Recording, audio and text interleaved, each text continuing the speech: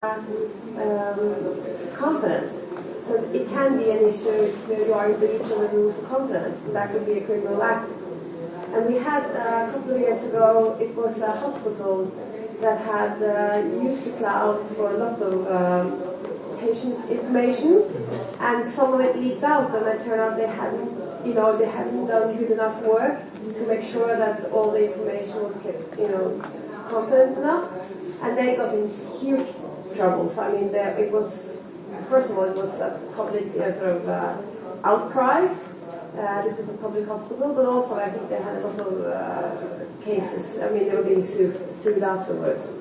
And I mean, of course, that's a risk the lawyers have to think about. And so we try to tell the lawyers that you can use the cloud, but you really have to make sure what services you are using, because that can be a danger, and you have to know what you're doing. And if you're a small firm, this can be more difficult than if you are a large firm with a lot more expertise in the issue. Because to hear you, I mean, we heard from India, from your colleague, that there are very strong rules. Let's put it like that. Politely, yes. So is the cloud, so are Indian lawyers allowed to use the cloud? So again, there is no regulation on that. So that's the problem, and that's the benefit as well. So you're taking the risk of it. But again, as she mentioned, the issue here, because there is no regulation around cloud, is confidentiality and privacy. So whether you're able to maintain that or not. And more or less, if you mentioning cloud, you mean that it's going into another jurisdiction, then again it's cross-border, most probably, because India would not. But then that question is about cross-border, and like I said, our regulations haven't reached that level of. We do have data protection laws, so you can't get your data out. There are restrictions on that, but in terms of, it depends, like I said, where your cloud is based and things like that. So then it may attract local data protection regulations, but I think the question will also be about privacy and confidentiality, whether you're able to maintain it as a lawyer. Eric, South Korea? Just like India, we don't have any specific rules banning using cloud computing or cloud systems.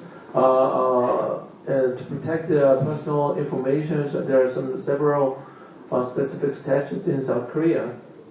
And like I said, so we can freely use the cloud system to save our client's information and other information when we gather in doing our legal services.